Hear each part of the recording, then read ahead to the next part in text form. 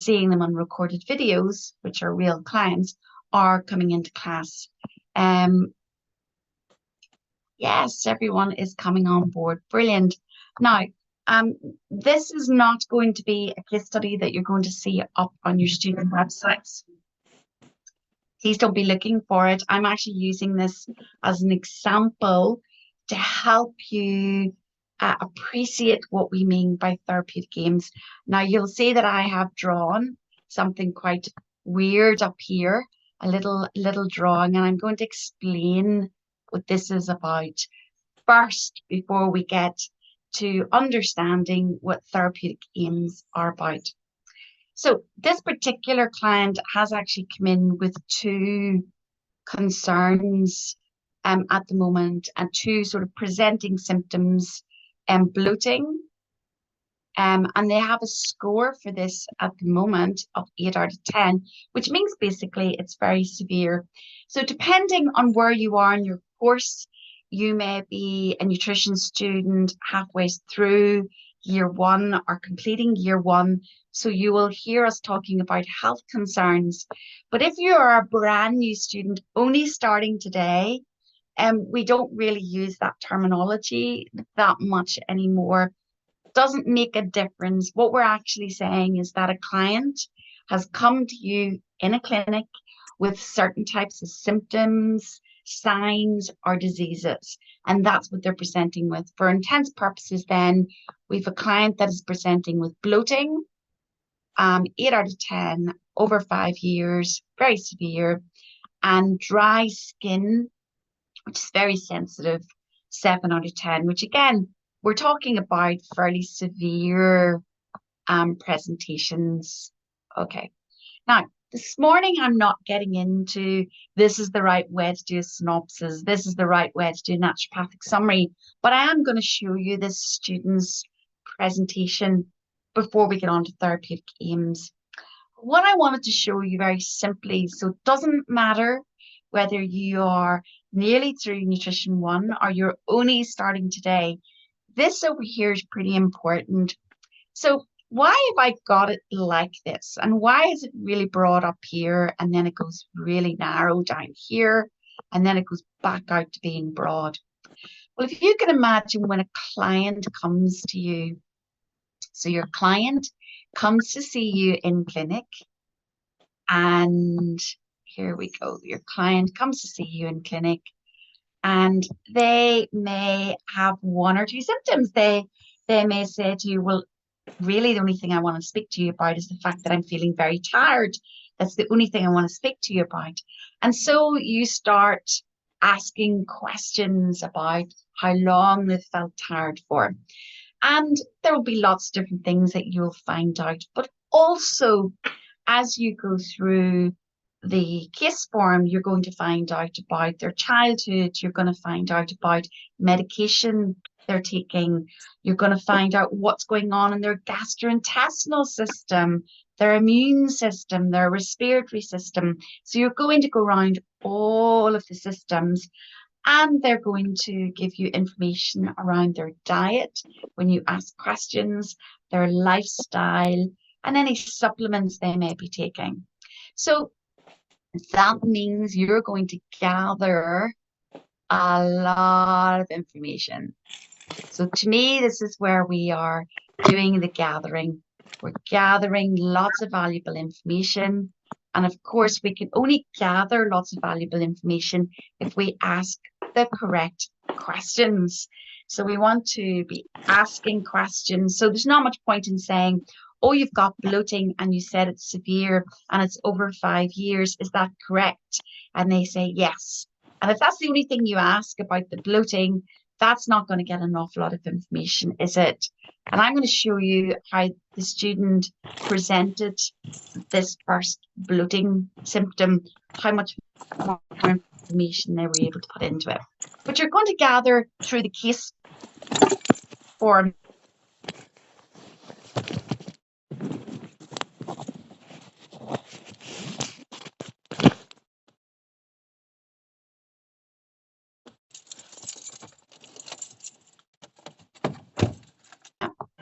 And this is what we call, this point, this section here, this is the naturopathic summary. And again, if you're only started today, don't be panicking. We don't expect you to know these things straight away. You will start to learn this. But for those of you who are a little bit more seasoned Nutrition 1 students, you will know that I'm talking about antecedents. You know, what makes this client, this 33-year-old client, more likely to be experiencing bloating? And what could trigger this client's bloating and dry skin? And what could be driving or mediating this client's bloating and dry skin? So for those of you, again, who've come through a little bit more Nutrition 1, you're familiar with those terms. But what basically we're doing is we're taking all of the information that we gathered up here, and we're starting to assess it and say, well, what are the antecedents? What is triggering, now that I have this knowledge, what is triggering this client's signs and symptoms, and what's driving it? And then what I want to do is I want to find out which systems are under stress. So as I've gone through the case taking form, I've seen gastrointestinal, the immune, the nervous, the endocrine, the cardiovascular. And I've discovered the signs and symptoms that are current for this client in each of those systems. And I'm thinking, well, which one of those systems is pretty much under stress? And you may find there's 2 really under stress or 3 really under stress.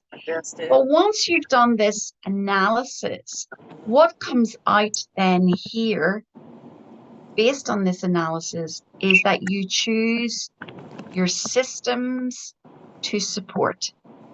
And that's our therapeutic aims. So you may have found that once you've analysed all the information that you gathered in the case taking form, you've decided that this client's digestive system, their nervous system, and their endocrine system is really under burden.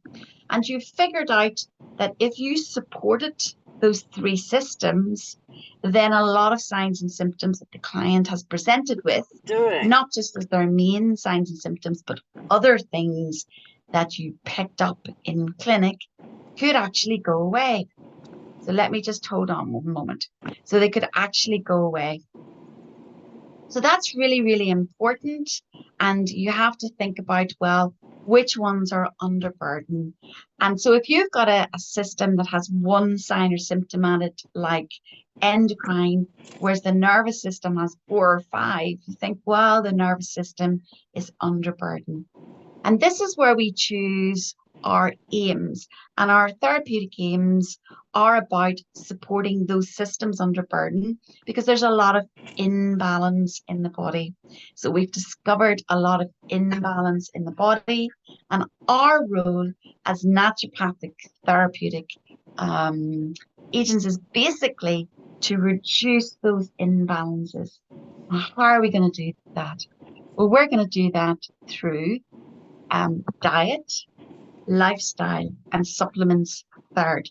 So the reason why this triangle goes out much broader again is because you're going to detail which dietary recommendations will support your therapeutic aim, which lifestyle recommendations will support your therapeutic aims, and thirdly, which supplements you will use to support your therapeutic aims.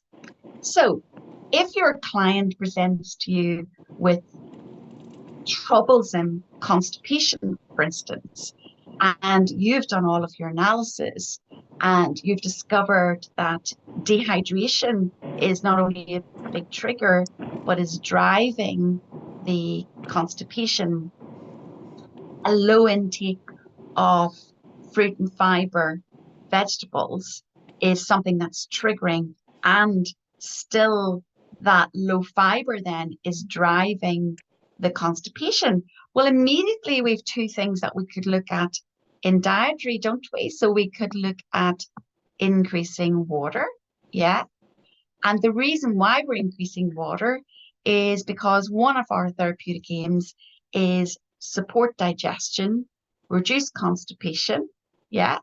And we've realized that in order to help ourselves reduce constipation, we need to increase water and hydrate this client, and we want to increase fiber.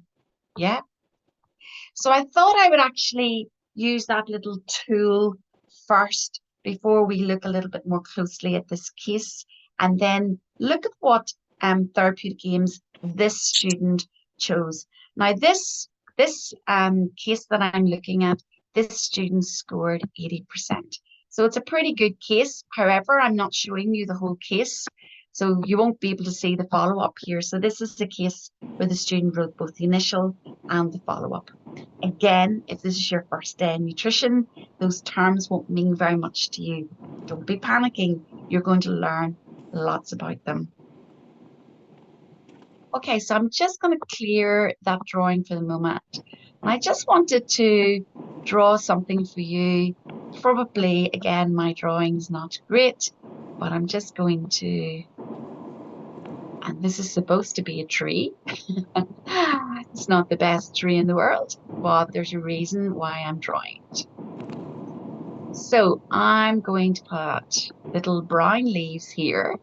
So these are leaves that are, there's a problem with them. Where's the green leaves?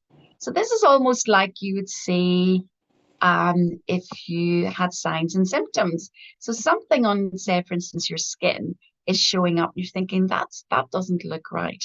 So this is what we call signs and symptoms. And yes, you are meant to be the tree. So what we're actually saying here is that, yes, we could actually come along and put a plaster. Let's put a plaster onto this sign and symptom. But once you take the plaster off, the sign and symptom will come back. What a naturopathic therapist does, it goes down in underground and finds the root causes. So what is it that's actually making this tree at an increased risk, which is what we call our antecedents? What is triggering the brown leaves? So what's causing this? And then what's driving it or mediating it? So, for instance, a trigger here could be that this tree is not getting the correct nutrients. So maybe they're not getting all the nutrients that they need in the soil in order to grow. And that's possibly the same as you. If you're getting certain signs and symptoms, you might not have the correct nutrients in order to have your physiological body processes working. So now we know a trigger. So what's the best thing to do? Well, we want to replace those nutrients. Well, what if I said that's interesting that you have lots of nutrient deficiencies, but one of the things that could be driving issues in your body is that you have a lot of inflammation in your intestines. So there could be a lot of inflammation. So that inflammation is sitting there in your body and it's making this condition drive. Imagine a car keeps driving. You can't stop the car until you put your foot on the brake. Sure you can't. Okay, so imagine your car is your body and you driving is like inflammation. You can't take the inflammation down until you put a brake, your foot on the brake. So you're doing something. If you don't put your foot on the brake, you're going to keep driving and driving and driving and driving. And if there's a wall in front of you, you're going to drive into it, aren't you? And that's a bit like the body. If you have inflammation in your body, driving your body, eventually, if you don't stop that inflammation, it will actually hit a brick wall and signs and symptoms come out in your body. So your role here, whilst you can replace the nutrients, there's very little point in replacing nutrients if actually those lovely nutrients like magnesium cannot be absorbed out of your intestines because you've got inflammation. So you've got to reduce and block the inflammation whilst providing lots of lovely nutrients in the diet. So do you see how we sort of start to link things together? Great, Maria. I'm glad you enjoy the drawings. They're not always the most artistic, but at least they try to help you get those linkages. Okay, now this client, very quickly, I'm going to run through, very, very busy person, a lot of bloating, a lot of dry skin. But let me show you how this student has actually taken the bloating and presented it a little bit more. So if you can imagine that I have walked into your clinic this morning and you said to me, Jacqui, I seen a client 4 weeks ago, and I have to rush out now and I cannot do their follow-up. And I need you to step in to see this client. And I'm saying to you, that's great, but you need to give me the factual synopsis, the lowdown on this client so I can read it quickly. And when I go to see this client, I don't have to ask any more questions about what has been done before. So it's like a detective investigating a crime. The detective goes in, writes everything up about the crime, takes pictures, measures, does all of that.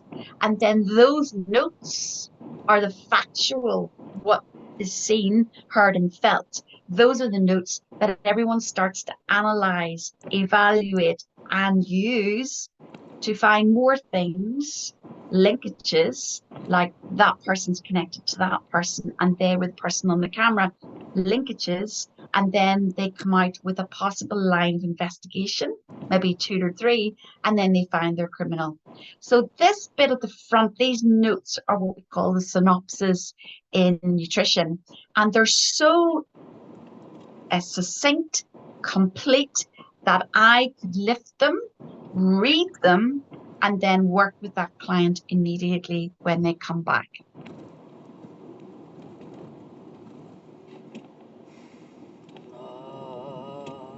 Could you reiterate TGEATM on the tree? You missed it. Okay, so we really need to bounce on, but I'll do it very quickly for you in case anyone else missed it. So I'm just going to very quickly draw the tree. These are the roots, and I'll use the example of constipation that I had, and we'll pretend that the brown leaves are symptoms of constipation, okay? So we'll pretend those brown leaves, time to fill them in, but we've said those are the signs and symptoms. So let's pretend these are constipation. You are basically the body of the tree. This is you. And what we've discovered when we took the case is that antecedents are something that makes you an increased risk for the condition. Yeah. Triggers are something that causes the condition, and mediators are something that drives the condition. Now, I can't go into everything in detail like I did before, but one of the triggers we've discovered when we were taking the case for this client is that they didn't drink enough water. So they're dehydrated. So we can increase their water in our plan, can't we? And also we discovered that they took a low vegetable and fruit. So we know now we can increase fiber to knock down these triggers. We also discovered that they were nutrient deficient. So they could have been deficient in, say, magnesium. Now, that's all very well, but we then discovered that over in the mediator side, that we felt that this client was very inflamed. And I can't go through the car again, it's just going to take up too much time. But what we said to ourselves is that there's very little point in, upping the water, upping the fiber, and replacing the nutrients, particularly here, if you don't actually also address the inflammation. So if you also take the inflammation down, you will actually allow the nutrients that you've increased in the diet to be absorbed in the intestines. And what we're looking for here as naturopathic therapists is we don't look to put a plaster on the constipation. We look to go down to what's causing, what's the root causes underlying constipation. So when you go to medical practice or maybe into a pharmacy, and the first thing you're given is a laxative to treat the constipation. That will work for a given period of time. But the constipation will return if indeed these things are not being addressed. It'll just come back. And then unfortunately that person will take a laxative again instead of addressing what's underneath. So hopefully that helped you a little bit. Brilliant. So you can see how this student has sort of told us a little bit more about the bloating. It just isn't bloating. She's giving us a little bit more of the location, that it also goes accompanied by pain, and that what it's exacerbated by, how long it can last for. And she's tried a few things and no improvement. So she's given us a little bit more for us to understand the bloating more. And then the dry skin, worse since reducing carbohydrate, very itchy, very tight, very flaky. Do you see how all of a sudden, when she has the symptom presents as dry skin, if you just took that at face value, then you wouldn't have looked for any more information. But she actually has discovered that not only, is the skin dry, it's very itchy, it's very tight, and it's very flaky. Okay, so then she's done family medical history, which is pretty important. Again, I'm not here to go through how synopsis is laid out, but I'm showing you a really good one from the student. The other thing to be aware of, for those of you who are just new, you cannot be taking screenshots of this case, or you cannot be videoing it. If you want to take a picture of something that I'm drawing, do ask me. I'm happy enough for you to take pictures of things that I draw, but please don't be recording this video or sharing it. And please don't be taking screenshots and then putting them into WhatsApp groups, because if someone hasn't attended this tutorial and sees a little bit of a screenshot of a little bit of a case and they write it accordingly, and then in their assessment they're asked, well, actually you need to write more, they invariably come back and go, well, Jacqui said in this screenshot, and I will go, well, actually no, what you weren't there for was the entire tutorial, so you don't know what else was said around those particular items. So be very careful before you start taking things and then putting them into WhatsApp groups. It's not fair to the people who've not attended if you've taken it out of context. So things that are important here, for those of you who have covered SLE before, and if you've done it in biomedicine, you know that they quite often get like a red butterfly rash. So that's pretty important. Also, her father had irritable bowel syndrome and colorectal cancer. Those also might be important given the signs and symptoms that she has presented with. I can't. Then it goes down further. We look at medications. This is a lovely way. And again, in year one, it'll take time for you to develop these skills. But this is a useful way of presenting a timeline just to show you medications. This student or this particular client has taken a lot of antibiotics in the past. Yeah, this is things that they've done in the past. You can see lots of antibiotics. Probably when they had eczema, UTI, antibiotics, OCP. Look, she's been on the oral contraceptive pill for what, 9 years? So you can see her gut microbiome might be started to be upset by now and disturbed. And then we go down to what is happening in every system at the time that the client has come in to clinic. So you can see all these things, a lot of constipation. So we started out with this client with abdominal bloating and skin dryness. And now we're starting to see lots of information been gathered through the systems. So she's got, normalish stool, but she gets frequent constipation once every 2 to 3 weeks. And you can see that, she's got occasional hemorrhoids exacerbated by constipation. Then we go into the nervous system. She's got headaches. She has a low mood, a lot of work stress, very, very poor memory concentration. Her sleep can be disturbed. She feels unfreshed when she wakes up.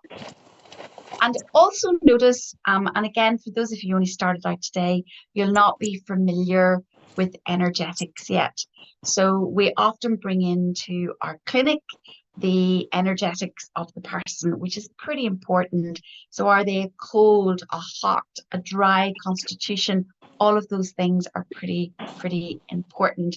And that's important, for instance, myself. I am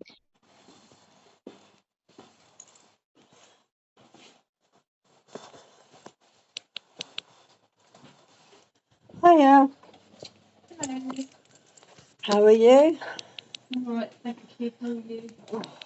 All right. I did fuck all this week and I and loved every I second of couldn't it. tolerate 100% raw food. So my constitution was rejecting Oh, raw food, but it was doing it on a clock basis. And what I found was that I could tolerate cold food in the morning, cold food for lunch. But the moment it became 5 o'clock, 6 o'clock, 7 o'clock in the evening, my body craved warm food. And my body doesn't really like warm and cold together. It finds it difficult to tolerate. So I am of the Vata constitution, which is Ayurvedic medicine. So I'm Vata. And that when I looked at my Vata constitution and this happened, I discovered that after figuring out that there was something going on with raw food. It very much says in Vata, I need warm food in the evening. I crave it. I crave soups, stews, that kind of food in the evening, but can tolerate cold, raw during the day.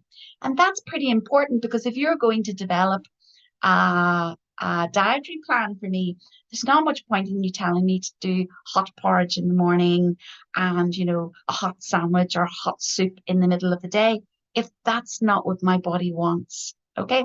Your body knows how to heal itself innately, and we're here to support that. She's gained a stone in the last 18 months and really craves those simple carbs. Regular cycles, so really not huge amount going on, apart from she has a heavy bleed for 1 to 2 days. A lot going on around allergies, immune, so eczema, atopic eczema. She's got a cold quite often, cold sores, sinus colds once to twice a week or once to twice a year.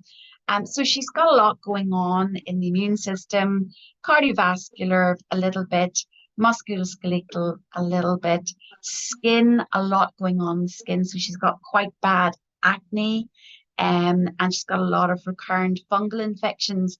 Now notice how this student has used fungal infections in the skin, in skin. However, that also can appear under immunity. So it can appear two different places. So she hasn't got it fully right. Fungal infections on the skin can be in the skin here, but it also can be under immunity. And there were no red flags here as such, because things had already been identified by her doctor. She then went on to do a dietary analysis, and this client, high protein, but it was very high animal. Okay, so high animal, high dairy intake, a low fiber, not surprising for this particular, medium, simple. I probably would have said based on the diet high, simple carbohydrates. So that one wasn't particularly correct for the student, but she still gets a part of a mark. Yes, so when writing up fungal infections, you would put it under both systems because both systems are being impacted. Fats, she has medium high saturated trans fats, and high omega-6 to 3, so much higher in the 6 than in the 3, which is anti-inflammatory. And this is important because when you're dealing with someone who's got acne, dry skin, it's telling you there's a lot of inflammation. So it's driving it. So high omega-6 will drive inflammation. Low greens, low cruciferous. And then she also talks about the micronutrients as well. Andrea, she didn't get a low mark. We don't lower people's marks. We only award marks. So this is really important. Again, if you're only joining us today for the first time in Nutrition 1, markers go out to award you your marks. We go into your assignment and go, we will award you the marks for the information you provide. Therefore, it's really important that you read the marking criteria, which is in your assessment guidance document. And it tells you specifically the marks that are going to be awarded and the sections that you must include. We also give you a guidance to those sections. So we award marks. So for instance, this lady has said that the client had medium simple, but when I'm looking at this client's diet, I feel it's high. So she will be awarded maybe half a mark for that as opposed to 1 mark for the correct answer. Micronutrients, low antioxidants, because this client's diet has basically very little fruit and vegetable in it at all, low fiber as well. I'm not sure what you mean, Kate's subjective. So this particular client had incredibly high simple carbs, eating lots of sweets, pasta, just real simple stuff. So it was high. So it's not subjective. I think at a point as you learn and experience, remember this is a year 2 student writing a case. So by the time you get into the end of year 2, writing up your cases, you will not be as subjective. You will definitely be able to assess quite quickly what's in front of you. So they had possible. Now this is a possible. This is the only part in the synopsis where you start to guess a slight bit because you're only trying. You haven't got testing going on, and so they're possibly low in these nutrients. They've got this person had a high water intake, which was good. But they also had a high caffeine intake. So it's almost like one was cancelling out the other. Medium to high alcohol, again, cancelling out water. And there's her buying cooking habits. Then there was a little bit about her physical examination. Note that all the student did was write down what she saw. She didn't interpret anything at this point. And that's the whole point. In the synopsis, you're not evaluating or interpreting or making recommendations. You're simply writing down what you can see, feel, and hear. Lifestyle, this is what the client did, regular gym, fast-paced, high-demand job. So quite a poor work lifestyle balance. Regular smoking, look how long she smoked for, 11 years. And what she meant to write here was recreational drugs. I think she missed that word out, so I'll just save that for them. So recreational drugs when socializing with alcohol. Okay, now that is the synopsis. So remember the big triangle at the top when we're talking about gathering information. This was where she was gathering the information, this bit here. Yeah. And now we're going to go into the naturopathic summary. And this is where you start to analyze antecedent triggers and mediators. Now, some of the things that are making this client more at risk, that's what antecedent means, more at risk for having the conditions. Female, she may have food intolerance, and so she's higher risk. Age, higher eczema severity in adults. So all we're saying there is that, yes, eczema quite often affects children more often, but quite often you see a higher level of severity if it persists. Tonsillectomy, the fact that she had something removed, increases her chances for different things. The fact that she had a lot of atopic conditions and family history of autoimmunity could increase her chances of autoimmune conditions. She had a lot of antibiotics early in life, and so that could potentially increase her risk for gut dysbiosis. Remember, this student scored 80%, so everything is not correct here. She hasn't, there's 20% missing, so there are some things that are missing, but I think this is an excellent example of a case study.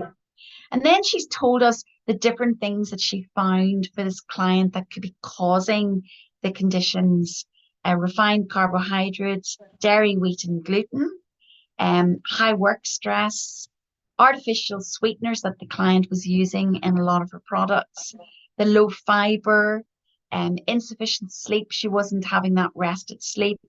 Alcohol is another trigger. A lot of caffeine, smoking, that toxic load. Now, she hasn't got all the triggers, so she didn't score full marks in this section.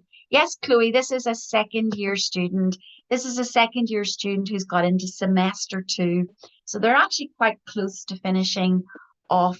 And I thought it would be interesting to show you a student case study to show what you're going to be able to do by the time you get into nutrition 2. And then mediators. So these are things that are driving the bloating, that are making the dry skin still stay. So remember the car, if you've got things in your body that are keeping you driving, then you eventually have all of these signs and symptoms, and you keep driving and you have these signs and symptoms, and you cannot do anything about that until you put the brakes on what's driving. So you have to reduce the inflammation. So here what we're saying about this client is that after evaluating all of the case, taking notes, we think that her cortisol levels are out of control. So she's got persistent chronic stress. So she possibly has a cortisol, hypothalamus, pituitary, adrenal imbalance. She may have a possible gut dysbiosis. So her microbiome is out of kilter. She could have small intestinal bacterial overgrowth. We don't know these things for certain. This is you just evaluating because you've done no tests at this point.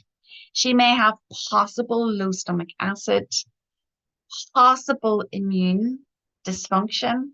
Now, the reason why this student didn't get full marks is that she hasn't really gone on to connect everything up. But this is still very good.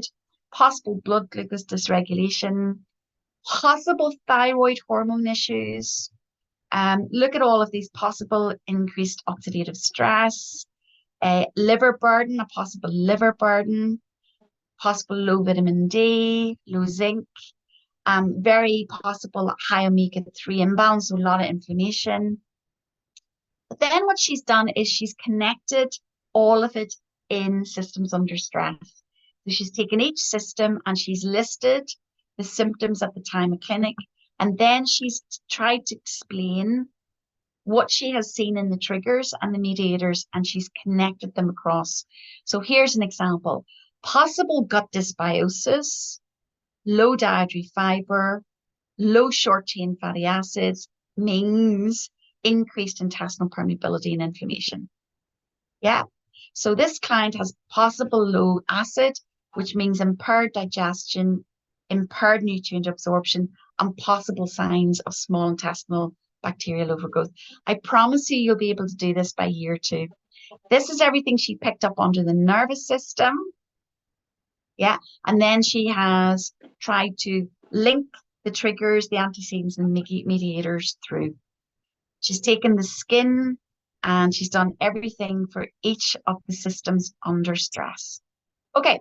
Now, once she's done all of that, and she has decided to suggest a few tests for this client, she's thought, look, based on signs and symptoms, you know, the fatigue, the weight gain, the frequent constipation, the extreme memory loss, she has decided that a full thyroid panel might be useful for this client, possibly a testing of vitamin D, and also some future considerations to think about, maybe looking at an IgE test. Now, that probably I, as a marker, would maybe say interesting, but you already know she's IgE because she's got asthma, atopic eczema. They're both generated. So getting a test is actually really a waste of time here. We know that we have to support the immune system.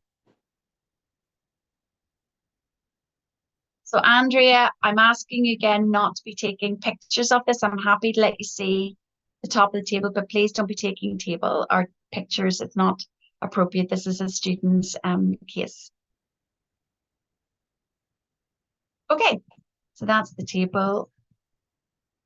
So basically what this student has done is, I'm going to show you again my little drawing. What this student, yeah, not a problem. Absolutely delighted for you to take notes. And what this student has done is she has gathered her information. She's gathered her information in the synopsis. Yeah, in the synopsis. She has then, and I'm just going to use a different color. She has analyzed then the information here, and this is the naturopathic summary. So she's done her antecedents, her triggers, her mediators, and her systems under stress. And we're now at this point, we're now here. And from all of that information, she now has identified her therapeutic aims. So this is where we are here, the therapeutic aims. I'm just going to color this in. So do you see how we've taken the case notes, which is the broadest end of that triangle up here? So this is all the client's information in the synopsis. First of all, you would have had case notes, yeah? And then you would have drilled those down and created a synopsis. And then you would have analyzed the synopsis and created your naturopathic summary. And then from all of that analysis, then you will have your therapeutic aims. Yeah. And then she has used those therapeutic aims then to create her plan: diet, lifestyle, and supplements. Diet, lifestyle, and supplements. And so basically, this plan, this is the plan, the naturopathic plan. Everything that she recommends in here is going to support 1, 2, 3 aims, whatever aims that she has suggested. The plan must support the aims. So there shouldn't be any random dietary suggestions here that have absolutely nothing to do with the aims that she has suggested to support. Does that make sense? No, Angie, this is not the 4-hour case study assignment. You do that in year 1, okay? This is an actual case written up by a year 2 student after they have seen a client. So they've seen a client in the initial clinic and they've seen a client at follow-up. And in year 2, you will actually write up a full case around that particular client. And this is one of the cases that the student has written and has done an incredibly good job. Do year 2 students do case studies outside of clinic hours? Absolutely, because cases, so that we're very clear, there are your clinic hours, and your clinic hours, depending on what course you're on, you could be watching all of those in year 2 on screen. Or if you're in another course, you could be watching half on screen and half you're in class. Yeah. But no matter what way you're watching them in year 2, you yourself will take 3 clients. You will see 3 clients in a clinic. Yeah. And that could be depending on the clinic, but you will take them for initial and a follow-up clinic. And you will write up assessments. These are assessments. You will then go away and write up assessment 1, 2, 3 on the cases. Okay, so this is an assessment that they have based on one of their clients' clinics. Okay, so now we have got to therapeutic aims. Now, this student has decided that she's going to support 3 of the systems. Okay, she's going to support 3 systems. And the first system she's going to support, so no time factor on the write-up. So Angie, I'm not sure what you mean. This is an assessment. You will go away, take your case notes, and you will be given a deadline in your timetable to submit your case assessment by. So case studies can take several hours, if not weeks, because you have to research. This is not the same as the case that you do in year 1, okay? This is not the same. So don't mix the 2 of them up. So support the case study or support gastrointestinal system. And what this student wants to do is to reduce the bloating and restore the stool to address any dysbiosis, improve digestion, and nutrient absorption. So basically, this student has recognized that the gut is very underburdened, that there's possible gut dysbiosis, that they have got poor digestion, and they may be then leading to poor nutrient absorption. And this is evidenced by the fact that they've got a lot of bloating and constipation.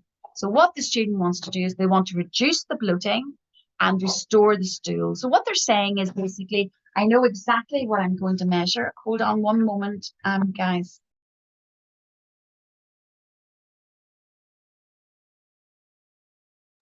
So they know what they want to actually reduce, and that in their mind makes it measurable. So when the client comes back at follow-up, you can ask about bloating. So how is the bloating? Is the bloating as bad as it was initial? Is it worse? How has it improved? Are you still getting pain?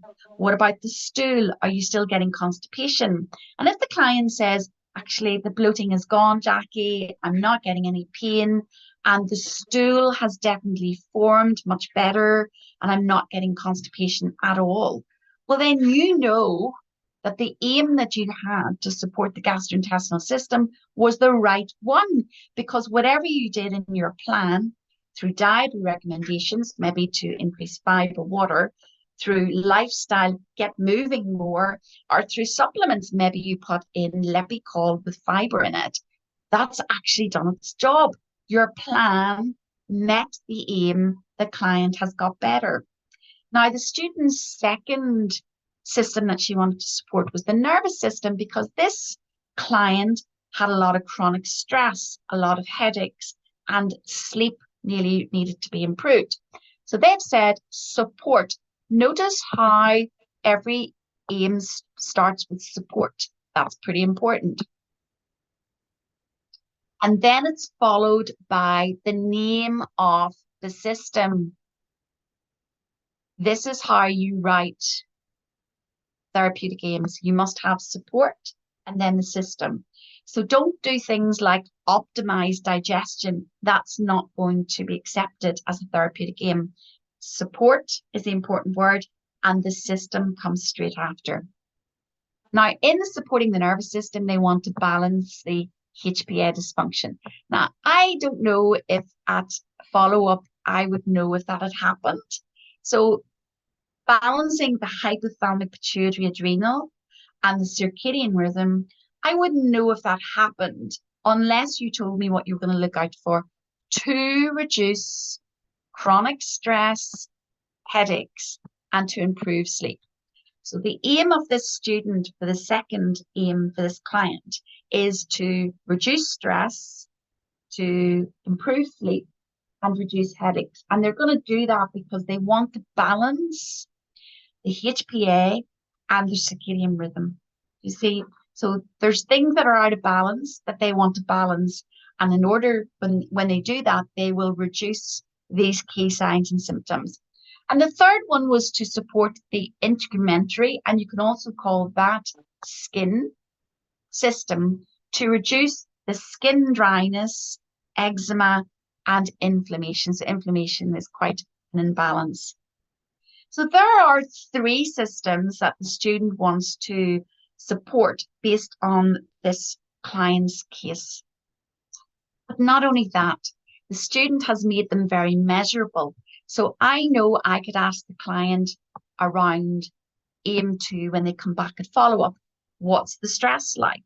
What headache frequency do you have? How's your sleep? I can actually really ask the client about those 3 things. Have they improved? Have they worsened? Have they remained the same? So that tells me whether the plan is working or not. It's measurable and it's smart and it's realistic. So where I see students go wrong with therapeutic aims is they just stop here. Support the nervous system to balance HPA dysfunction and circadian rhythm. And that's all they write in their aim. And my first question to them is, how will you know when the client comes back at follow-up that you have done that? How will you know? And they go, well, they'll have better sleep, they'll have less stress, and they won't have any headaches. And I go, great. So write that in your aim, because then it's very measurable. Support the skin system to reduce skin dryness. very easy for me to see that when the client comes back. Has their eczema got better? Very easy for me to see. Is the redness down in the skin?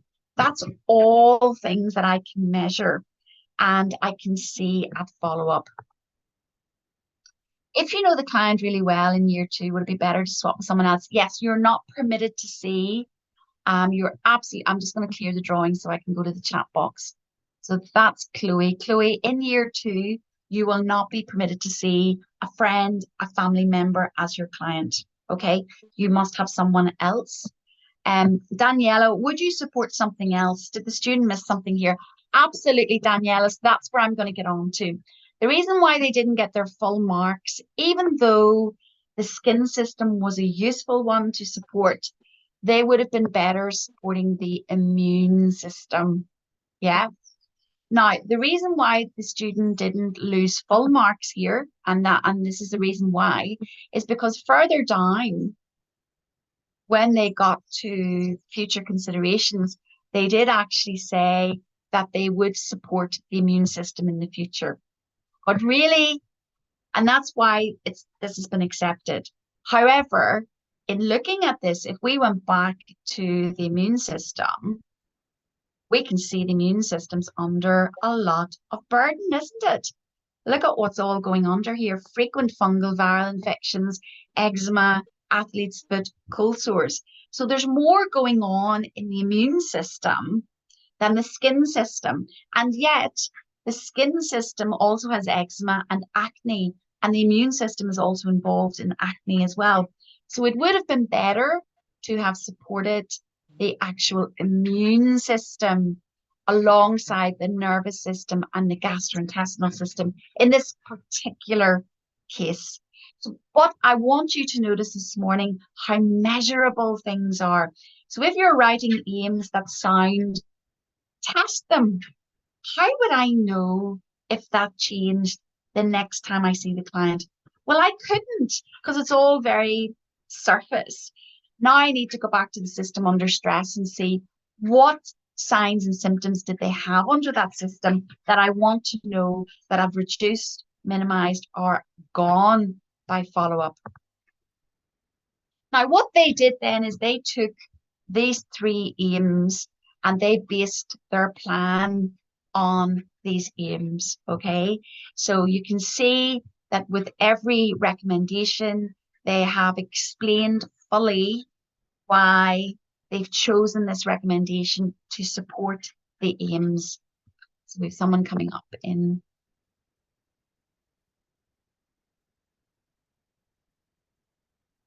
Well, the reason why she chose the aim because it was skin acne. However, the client had eczema, skin, acne, skin, fungal infections, skin.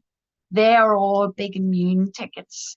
And so the immune system is probably creating the inflammation. The inflammation is driving the skin. So she got very much a good tick for it because it was a good aim still to choose, but it probably wasn't the best aim to choose. That's all. And so she went through her plan and she said why she was going to do this. Now, this is something that wouldn't be accepted. Follow food combining principles for 4 weeks. See an appendix. We don't particularly like that when you're writing up your cases. You have to be very specific on why you want to recommend food combining within your essay. And these are things that you'll learn for next year. But everything that was in here, and notice that she's got sizes, increase omega food, 1 palm sized, but you want to also write the frequency daily. So she's put daily, and this is pretty important when you're doing food recommendations. So everything in there is actually supporting the 3 aims. Now, is that complete? No, I think there are a few other things that she could have put in to support this client. Lifestyle, you know, exercise, skin products, meditation, and then she put in supplements. Why? And then she's specifically been really good about why she's used a GI complex as opposed to single things. She put in magnesium, why she's put in magnesium. And there's a lot of things. And then she discontinued one of the supplements that the client was on called Thyroid Stack because she wanted the client to go ahead to get a thyroid panel. But what was lovely about this student is she recognized her limitations. What she did was she went back through the plan. So this was delivered in clinic. And when she was writing up the case study, she started to say things, oh, now that I can see what I did, I might have done things slightly differently. And she can see what the limitations were on the plan. Okay. So that's the initial. And then she went into follow up. And I'm not going to show you that because we don't have time. But I can tell you that this client, signs and symptoms, I'm just going to bring you back to the start, got slightly better. So basically, her bloating came down to about 6 out of 10, and the dry, sensitive skin came down to about 5 out of 10. So they were small improvements, okay? And that tells me that the small improvements are good, but maybe the system, the third aim, which was the immune system, which we wanted it to be, but the skin that she chose might not have been the right aim. It also tells me that the dietary recommendations may not have been complete enough. So there wasn't enough in there maybe for the client to be compliant to and to follow. And sometimes when you're working with clients, well, for most of my clients, unless they come to me as a student like you, who are very interested in the subject, I work with simplicity is the best thing to do in plans. So I make my recommendations very simplistic, and my aim is to make them realistic so that a client could actually do them. So what I don't want people to do is to write, let's go on a FODMAP diet, dairy-free, gluten-free, sugar-free, caffeine-free, alcohol-free, do all of that in one go. You will find that your client will go, yeah, yes, thank you very much. Will take their plan, and when they get outside the door, it's almost like they just drop it in a waste bin because they're never going to follow it. So I go with simplistic, these least options, simplistic, that are really going to support the aims that I have created, supported by lifestyle, supported by supplements.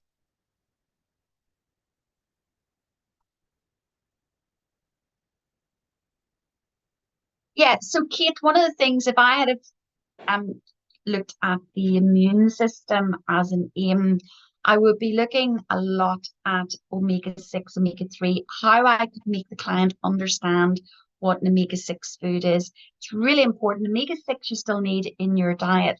But when you're looking at clients with, say, acne and eczema, it's quite weird that they don't get omega-6 because they think omega-6, so that's the bad processed foods. Well, no, omega-6 is very high in nuts and seeds. And I've had clients come to me who were, meat eating for most of their life. They became vegan and all of a sudden they got really bad skin. And that's because their intake of nuts and seeds went through the roof and they weren't balancing.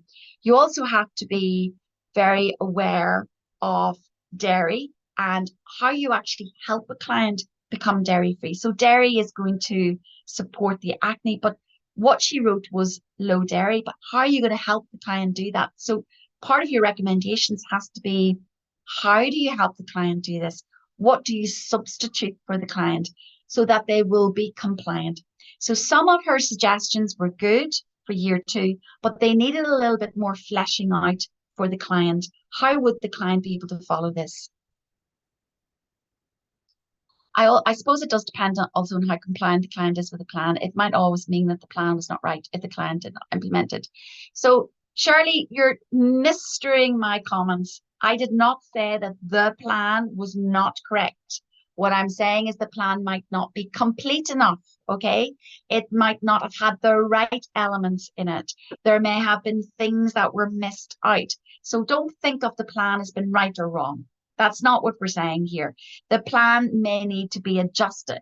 And this is where the follow-up becomes very important. So as a student, then you realize, well, there wasn't a huge change in the scores here. So maybe I need to relook at things. Maybe I didn't choose the right aims here. And then if I add a different aim in, maybe that changes the focus of my plan. Okay, it's really important to remember that. Lisa, some people don't change their scores, and not because they weren't compliant to the plan. So your role as a therapist is to say, for what reason would this person not be compliant to the plan? So if you made your plan too complicated and the client didn't follow it, then at follow-up, you need to reconfigure your plan to make it a bit more simplistic and more realistic. Linda, successful depends on what you're dealing with. I have had clients who've come back with 0 in that everything has disappeared. I have had clients that have come back, got worse, yeah, and they've done things in the middle of their plan that they were supposed to not do, and they've got worse. I've had clients that have come in when I was a student that were 1 or 2 marks below the score. But remember, I don't get fixated terribly on the score. I get more aligned to, is this plan working? What else can I now do for the client? So it's not about you going away thinking, oh, we're brilliant, I got a 0 in that. That's not. That client could go out the next day and stop doing your plan. The success of any nutritional therapist is to instill long-term transitional changes that will last after they stop seeing you. That's really where your focus should be as a therapist. So Candida, don't some conditions get worse while getting better, like Candida? I'm not really sure where you're coming from that, Linda, but if I'm actually working with a Candida client, they themselves might get a little worse because they have die-off of Candida, but you're focusing in on something that this client didn't even have. So be specific when we're talking about a client. Herring's law, get worse before you get better. Yes, but that's not what's happening here. Okay, so this client still had persistent bloating. They still had persistent pain. It just was a tiny little bit better. So that's telling me possibly that the imbalances are not actually being addressed. So this will become more evident to you as you go through year 1 and you start to learn a little bit more about naturopathic case taking. Okay, so that's me now at the end of today. And I have to go now and speak to year 2 at 10:15. So thank you so much for listening, and all of those brilliant questions and comments. They're always amazing to engage with us. So take care, and I will speak to you soon. Bye.